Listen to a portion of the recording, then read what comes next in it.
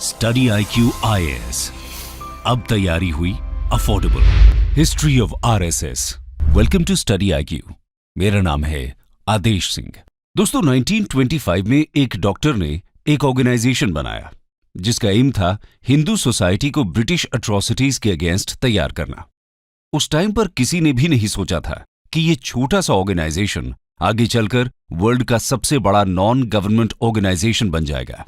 जी हां, हम बात कर रहे हैं राष्ट्रीय स्वयं सेवक संघ यानी RSS की, जो 2025 में 100 साल की हो जाएगी।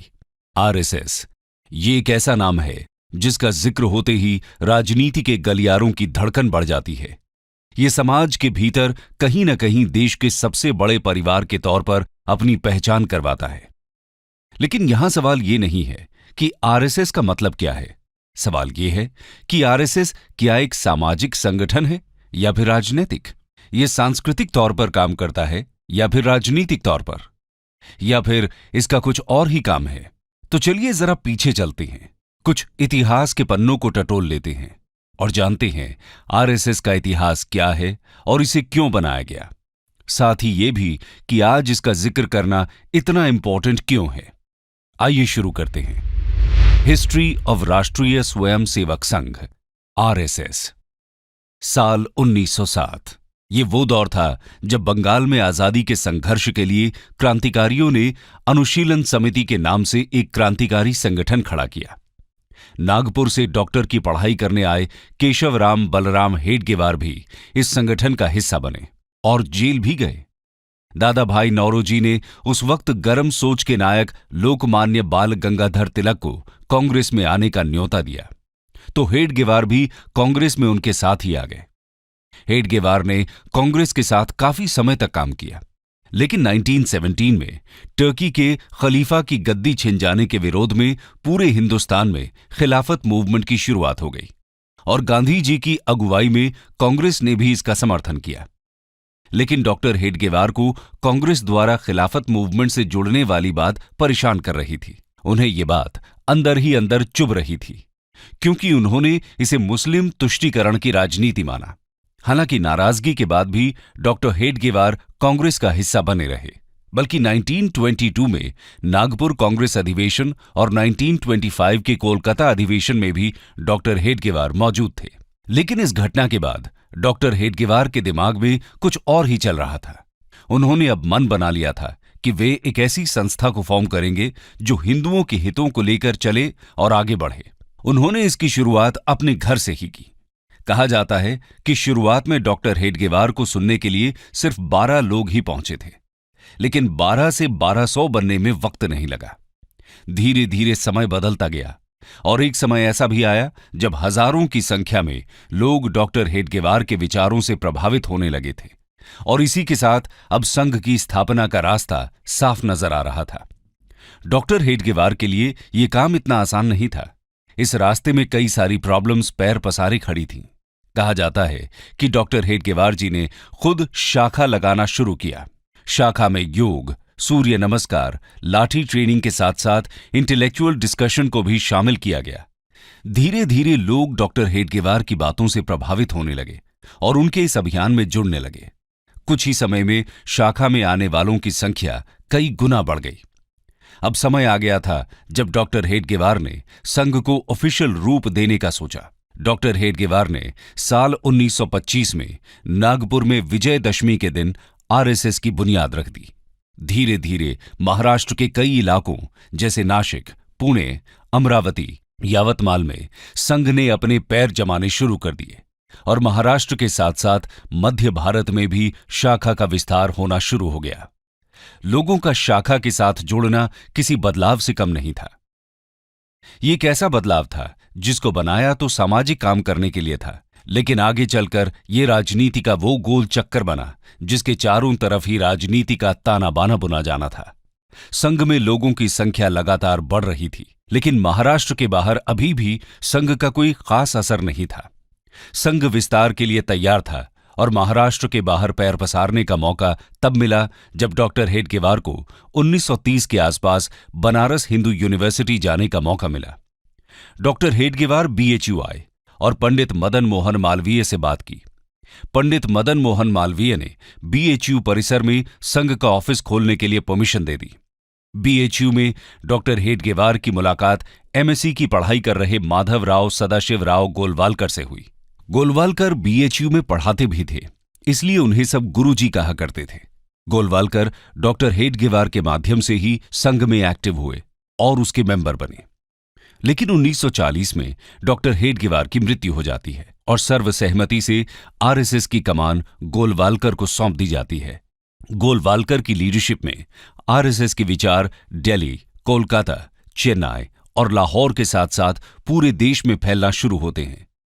आइए अब जानते हैं कि आरएसएस कैसे काम करता है और इसकी शाखाएं कहां-कहां फैली हुई हैं। Organisational setup of RSS. RSS की कंस्ट्रक्टिव अरेंजमेंट की बात करें तो आरएसएस 11 पार्ट में बटा हुआ है। हब यानी केंद्र, रीजन यानी क्षेत्र, प्रोविंस यानी प्रांत, डिपार्टमेंट यानी विभाग, डिस्ट्रिक्ट यानी जिला, तालुका, टाउन यानी नगर, ब्लॉक यानी खंड, सर्कल यानी मंडल, ग्राम, ब्रांच यानी शाखा। वहीं अगर आरएसएस की ब्रांच यानी शाखा की बात करें तो ये 5 तरह की हैं। पहला, प्रभात ब्रांच, इसमें मॉर्निंग में सभी की मीटिंग होती है। दूसरा है इवनिंग ब्रांच। तीसरा ब्रांच है नाइट ब्रांच। फिर आता है मिलन, मिलन यानी वीक में 1 या 2 बार होने वाली मीटिंग। और आखिर में आता है संघ मंडली। संघ मंडली मंथ में होने वाली मीटिंग को कहा जाता है। दोस्तों, आपको यह जानकर हैरानी होगी कि संघ में करीब 1 करोड़ से ज्यादा ट्रेन्ड मेंबर्स हैं। संघ परिवार के अंडर 80 से ज्यादा छोटे बड़े संगठन आते हैं। अकेले उत्तर प्रदेश में आरएसएस के 8,000 से ज्यादा ब्रांच हैं। केरला जैसे स्टेट में जहां हिंदू पॉपुलेशन कम है, वहां भी आरएसएस के करीब 5,000 ब्रांच हैं। ये तो बात हुई देश के अंदर की। वहीं दुनिया के 40 से ज्यादा कंट्रीज में आरएसएस की 57,000 ब्रांचेस हैं। इसके साथ ही इन सभी ब्रांचेस में डेली 50 लाख से ज्यादा मेंबर्स आते हैं। देश की हर तहसील और 60,000 गांवों में हर रोज संघ की ब्रांचेस लगती हैं। आप सोच रहे होंगे ये ब्रांचेस क्या हैं? तो बता दें कि ब्रांच या शाखा सुबह शाम होने वाली मीटिंग को कहा जाता है, जो किसी भी खुले ग्राउंड में 1 घंटे की लगती है। इन्हीं ब्रांचेस को आरएसएस की बुनियाद माना जाता है और इसी वजह से इतना बड़ा आरएसएस संगठन चल रहा है। यहां रोज सुबह शाम शाखा का आयोजन होता है, जहां सारे वॉलंटियर्स एक दूसरे से मिलते हैं।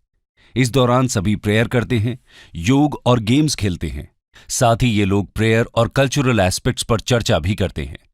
इसके साथ ही यहां सरसंघ चालक को चुना जाता है और हर सरसंघ चालक अपने नेक्स्ट सरसंघ चालक को अनाउंस करता है। प्रेजेंटली आरएसएस के सरसंघ चालक श्री मोहन भागवत हैं। बता दें कि जो संघ में अपने मन से आता है उन्हें स्वयं सेवक कहा जाता है। इसके अलावा अगर हम इसके विस्तार की बात करें तो आज पूरे वर्ल्ड में आरएसएस की करीब 55 सब्सिडियरी ऑर्गेनाइजेशंस हैं, जैसे भारतीय जनता पार्टी, बजरंग दल, हिंदू जागरण मंच, इंडियन फार्मर्स एसोसिएशन, हिंदू स्वयं सेवक संघ, राष्ट्र सेविका समिति, all India world council, Vidya Bharati, Saraswati Shishu मंदिर, वनवासी कल्याण आश्रम, मुस्लिम नेशनल फोरम, नेशनल सिख संगत, वर्ल्ड डायलॉग सेंटर, स्वदेशी जागरण मंच, लघु उद्योग भारती, विवेकानंद केंद्र, इंडियन लेबर यूनियन, सेवा भारती, विश्व हिंदू परिषद एटसेट्रा। लेकिन आरएसएस का काम क्या है और भारतीय समाज में इसका क्या योगदान रहा है, आइए जानते हैं। Functions and contributions of RSS. दोस्तों, आरएसएस समाज सेवा और सुधार के साथ साथ राहत और रिहेबिलिटेशन के काम करता है। ये काम डिजास्टर साइट और जरूरतमंद इलाकों में संघ के वॉलंटियर्स देते हैं। इसके अलावा देश में कास्टिज्म को खत्म करना और कल्चरल नेशनलिज्म को बढ़ाना भी संघ का मकसद है। इसके लिए संघ मैगजीन निकालता है, जिन्हें लाखों लोग पढ़ते हैं। इनमें मेन मैगजीन ऑर्गेनाइजर और पंचजन्य है। इसके अलावा संघ टीनेजर्स और चिल्ड्रन के लिए देवपुत्र नाम की मैगजीन भी निकालता है। अगर बात करें आरएसएस के अभी तक के योगदान की, तो भारत में कश्मीर विलय के वक्त जब नेहरू सरकार कुछ असमंजस की स्थिति में थी, तो उस वक्त सरदार पटेल द्वारा हेल्प मांगने पर आरएसएस प्रमुख गुरु गोलवालकर ने ही महाराजा हरि सिंह से बात की थी। जिसके बाद महाराजा हरि सिंह ने विलय के लिए दिल्ली लेटर भेजा था। इसके अलावा दादरा और नगर हवेली और गोवा के भारत में विलय के दौरान भी संघ ने बहुत इंपॉर्टेंट रोल प्ले किया था। 22 जुलाई 1954 को दादरा को पोर्चुगीज से मुक्त कराया गया था। 28 जुलाई को आरएसएस लीडर वाकनकर की लीडरशिप में स्वयंसेवक्स ने नारोली पुलिस स्टेशन पर हमला बोल दिया और पोर्चुगीज स्टाफर्स को ओवरपावर करते हुए उन्हें सरेंडर करने के लिए मजबूर कर दिया। लिबरेशन फोर्सेस को इस तरह आगे बढ़ता देख पोर्चुगीज फोर्सेस कैप्टन विर्गिलियो फिडाल्गो के नेतृत्व में राजधानी सिल्वासा की तरफ रिट्रीट कर चुकी होती है। लिबरेशन फोर्सेस फिडाल्गो से सरेंडर करने के लिए कहते हैं और इनके मना करने पर बड़ी संख्या में आरएसएस स्वयंसेवक्स और लिबरेशन फोर्सेस के बाकी मेंबर्स सिल्वासा की तरफ मार्च करते हैं। पोर्चुगीज भाग जाते हैं और स्वयंसेवक 2 अगस्त 1954 की सुबह पोर्चुगीज का फ्लैग उतारकर भारत का तिरंगा यहां फहराते हैं। इस तरह पूरा दादरा नगर हवेली पोर्चुगीज के कब्जे से मुक्त कराकर भारत सरकार को सौंप दिया जाता है। 1962 में जब इंडो चाइना वॉर हुआ, उस वक्त भी संघ ने आगे आकर आर्मी की हेल्प की। आर्मी रूट्स पर नजर रखना, एडमिनिस्ट्रेशन की हेल्प, आर्मी का खाने का इंतजाम करना और साथ ही साथ आर्मी फैमिलीज की हेल्प करने जैसे काम आरएसएस द्वारा किए गए। उनके इस काम को पूरे देश के लोगों ने अप्रिशिएट किया। आरएसएस के इस काम को देखते हुए पीएम नेहरू ने 1963 के रिपब्लिक डे परेड फंक्शन में स्पेशली आरएसएस को इनवाइट किया। 2 दिन के नोटिस पर 3000 स्वयंसेवक ने अपनी यूनिफॉर्म में राजपथ पर मार्च पास्ट किया। इतना ही नहीं, 1965 में इंडो पाक वॉर के दौरान भी तत्कालीन पीएम लाल बहादुर शास्त्री ने संघ को याद किया था। उस वक्त घायल जवानों को सबसे ज्यादा ब्लड संघ के ही स्वयंसेवकों ने दिया था। साथ ही कश्मीर में एयर स्ट्रिप्स से स्नो हटाने का काम भी संघ के स्वयंसेवकों ने ही किया था। इसके अलावा 1971 में ओडिशा में आए भयानक साइक्लोन से लेकर भोपाल गैस ट्रेजेडी तक, 1984 में सिख दंगों से लेकर Gujarat earthquake, tsunami catastrophe, Uttarakhand floods और कारगिल वॉर में घायल लोगों के रेस्क्यू ऑपरेशंस तक संघ ने आगे आकर अपनी सेवाएं दी। हमेशा संघ ने आगे फोर फ्रंट में खड़े हो लोगों की सेवा की है और सिर्फ इंडिया ही नहीं, इवन नेपाल, श्रीलंका और सुमात्रा में भी संघ ने अपनी सेवाएं दी हैं। आरएसएस द्वारा इतना सब करने के बावजूद वो हमेशा कंट्रोवर्सी में फंसती रहती है। उस पर हमेशा से राजनीति में हस्तक्षेप करने के इल्जाम लगते रहे हैं और इसे सरकार द्वारा बैन करने की मांग उठती रही है। आइए जानते हैं इसे कब कब बैन किया गया है। When was RSS banned? दोस्तों, समय समय पर आरएसएस आलोचना और विवादों में घिरता रहा है। पहली बार जब 1948 में नाथुराम गोडसे ने महात्मा गांधी की हत्या कर दी तो पंडित नेहरू ने इसके लिए आरएसएस को जिम्मेदार ठहराया और इसे बैन कर दिया गया। दूसरी बार 1975 में इंदिरा गांधी ने जब देश में नेशनल इमरजेंसी लगाई थी, उस वक्त भी आरएसएस पर बैन लगा दिया गया था। तीसरी बार 1992 में जब बाबरी मस्जिद को गिरा दिया गया, उस वक्त आरएसएस को बैन किया गया। हम कह सकते हैं कि एक सामाजिक संगठन होने के बावजूद आरएसएस का हमेशा से इंडियन पॉलिटिक्स से गहरा नाता रहा है। आइए आरएसएस और इंडियन पॉलिटिक्स के इस कनेक्शन को समझने की कोशिश करते हैं। RSS and politics.